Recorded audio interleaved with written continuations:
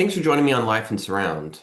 In the wake of the recent news of Brian Wilson's passing, I will solemnly review for you the Giles Martin Atmos remix of Pet Sounds. Unfortunately, it's not available on Blu-ray, but it is streaming. I have an Apple Music subscription, so that is how I streamed it in their version of Atmos called Spatial Audio. I have listened to it on my 7.2.4 home theater system, but you can also listen to it on AirPods through an iPhone. I recommend the home theater system experience, but Atmos through AirPods can be very cool as well. So, first, a comment about the fidelity of the new Atmos mix. I find it very impressive. Compared to the DVD audio 5.1 mix from the early 2000s, this absolutely smokes that DVD audio. I sold my DVD audio long ago because I was very much unimpressed with the fidelity. I felt that the mono mix had much more clarity and punch, and the DVD audio just had all kinds of hiss, and I felt like it exposed limitations of the source material. So I was kind of scared for this new Atmos mix. I wondered if the same sort of weaknesses would be present. And I'm happy to say that other than a few moments where I could hear a little bit of hiss, low fidelity was not really a player here. Instruments and voices sound very natural, very pleasant. I feel like the mix holds together very well, which the 5.1 really does not. Instruments and voices have their own space in the room, and I'm overall just very impressed with how this Atmos mix sounds and the way that the mix has been performed. So then, more comments about the mix. I'm going to give you a rundown of the goodies that are featured in the surrounds and in the immersive sound field all around you, if you will. Okay? So, wouldn't it be nice? Merely features harmony vocals in the surrounds and in the immersive sound field to my memory. The album starts out mainly in stereo up in front of you, so I was a little worried, but in under 30 seconds, the background vocals come in and you realize that, okay, we are in for some sort of a surround experience. Then the album really takes on a discrete, immersive feel for track two, You Still Believe in Me, with the tack piano featured very much prominently in the immersive field, very much all around you. For Don't Talk, the immersive sound field features strings. I'm Waiting for the Day, violin and flute. Let's Go Away for a While, flute and sax. Sloop John B, tack piano and tuba.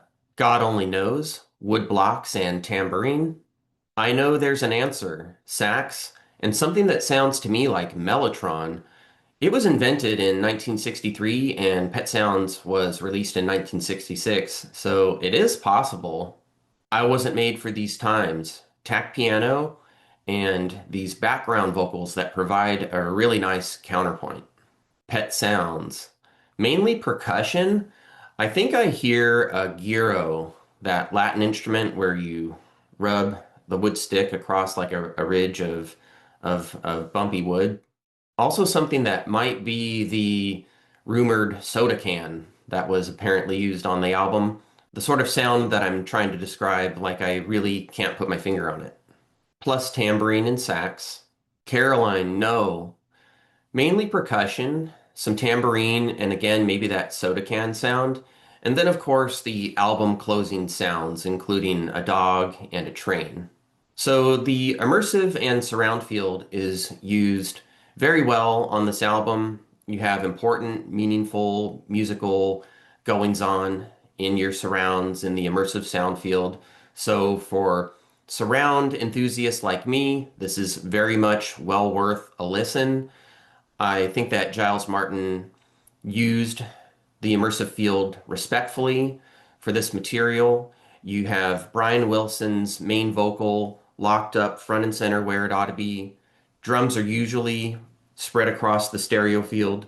Bass guitar front and center where it ought to be.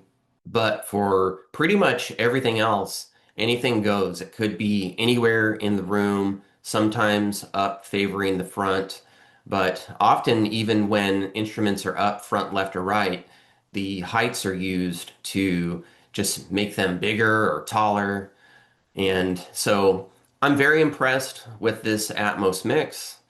And, Pet Sounds is absolutely a deservedly iconic album.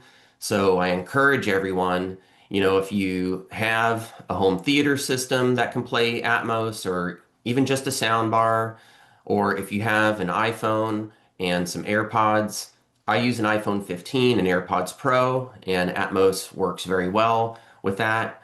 Or if you have a family member or a friend who has such equipment, I really encourage you to check out Pet Sounds in Atmos or Atmos for those of you across the pond. It really can engage you and draw you deeper into this masterpiece. This album was way ahead of its time. It was technically very difficult to record all the instruments that Brian Wilson had arranged in his head. And it's just a marvel that he and his sound production team were able to pull it off. And I have a special place in my heart for the mono mix of the album, and I think that'll always be my true reference. But this Atmos mix, I believe, is a success. So, hats off to Giles Martin and team. And this has me wanting to go back and listen to Sergeant Pepper's in streaming Atmos and maybe, review it as well. Maybe by way of a bit of comparison, because, there was a rivalry between Pet Sounds and Sergeant Pepper's that, I think might be worth just, digging into for my own S's and G's. So I hope you have found this review helpful and or enjoyable. If you like what I do, don't forget to like, subscribe, ring the notification bell, share videos, comment on videos. I love reading your comments, and when I can, I like engaging with them. And, your engagement with music that I love and, surround mixes that really do it for me really increases my enjoyment of this hobby of, surround and immersive audio enthusiasm. So thank you for being a wonderful part of my musical enjoyment and life in surround. And I hope that you all are doing very well, enjoying wonderful music. And as always, I hope you all are living life in surround.